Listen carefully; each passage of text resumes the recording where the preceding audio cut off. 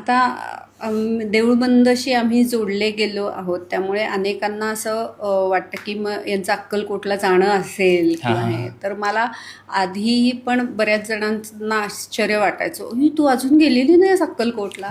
मी म्हटलं बघ ना, स्वामींनी बोलवलेलंच नाही आहे मला अजून. इतकी वर्ष झाले, आता कधी बोलवतील कुणास ठाऊक. आणि जेव्हा टीझर लॉन्च तिकडे होणार आहे असं कळलं, तर तेव्हा मी आमच्या घरात जो फोटो आहे मी एकदम त्यांच्याकडे बघितलं.